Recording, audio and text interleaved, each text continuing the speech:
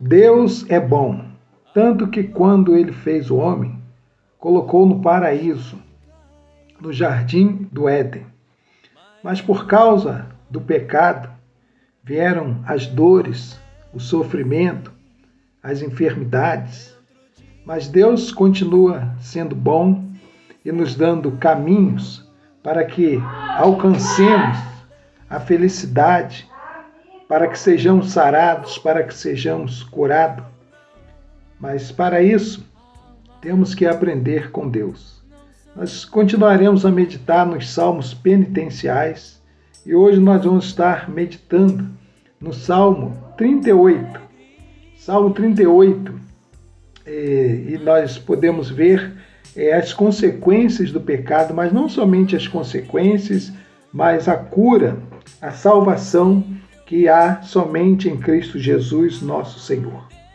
O Salmo 38, do 1 ao 10, Davi, ele confessa seus pecados a Deus e ele admite que as dores, as enfermidades, os problemas que ele passou ao longo da sua vida, não todos, nem todo sofrimento, nem toda dor, nem toda enfermidade são frutos do pecado. Embora de uma maneira geral, conforme falamos, por causa da origem do pecado em nossas vidas, há o sofrimento, há a dor, há a infelicidade, mas vamos aprender com Deus como vencer essas coisas. Do versículo 1 ao 10, aqui, principalmente nos versículos 3 e 4, Davi diz: não há coisa sã na minha causa, por causa da tua cólera, nem há paz em meus ossos, por causa do meu pecado. Versículo 4, pois já as minhas iniquidades ultrapassam a minha cabeça, como a carga pesada são demais para as minhas forças.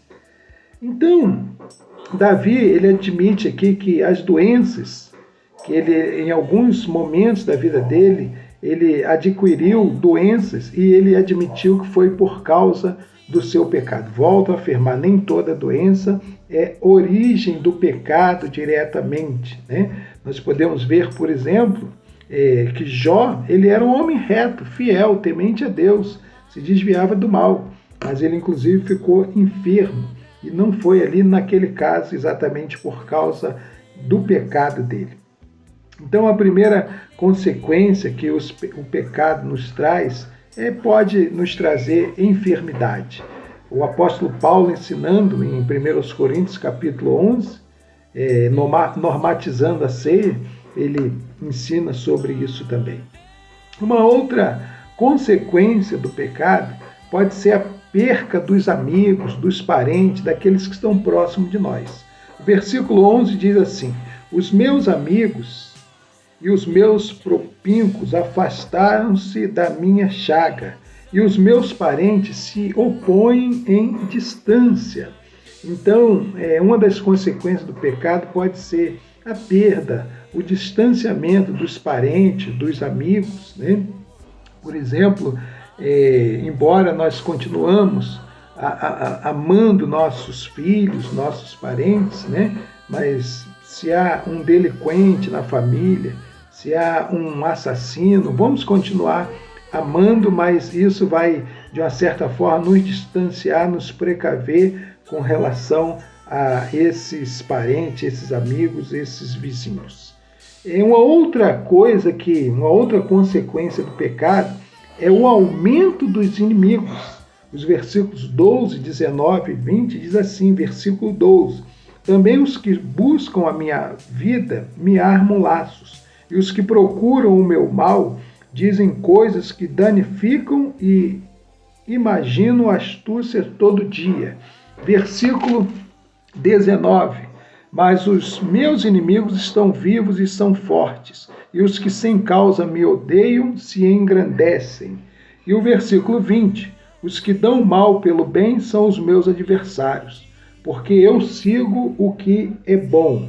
Então, a outra consequência do pecado é o aumento de inimigos. E, por último, e a boa notícia é que, diante das situações de pecado, E quando nós nos arrependemos e nós nos voltamos para Deus, é o grande benefício, né? E agora não uma consequência, mas o grande benefício, não que vamos pecar, né? É reencontrarmos com Deus, voltarmos para Deus. Os versículos 15 diz assim, versículo 15, diz: porque em ti, Senhor, espero. Tu, Senhor, meu Deus, me ouvirás. Versículo 16, porque dizia eu, ouve-me, para que não se alegrem de mim quando escorregar o meu pé, eles se engrandeçam contra mim. Versículo 18, porque eu confessarei a minha iniquidade, afligir-me-ei por causa do meu pecado. Versículos 22, versículo 22, 21 e 22, não me desampares, Senhor meu Deus, não te alongues de mim, apressa-te em meu auxílio, Senhor, minha salvação. Louvado seja o nome do Senhor. Então a dor, a infelicidade, as enfermidades que sobrevêm em nossas vidas por causa de pecado, a cura através do arrependimento. Devemos nos dirigir a Deus para obter o perdão, obter a salvação. Nós temos que refletir nessas coisas, porque nos tempos em que nós estamos vivendo, nessa famigerada teologia da prosperidade, teologia da libertação, no sentido de liberalidade, no sentido de se afastar de Deus, nós temos que voltar à prática do arrependimento, da confissão de pecados e reconhecer que nem sempre, volto a dizer, mas que muitas ou algumas vezes nas nossas vidas estamos sofrendo até mesmo de dores, de infelicidade, de enfermidade, de derrotas por causa do pecado. Quantas pessoas conhecemos, até mesmo na igreja, vivendo uma vida completamente contrária à vontade de Deus, mas vão nas campanhas, né?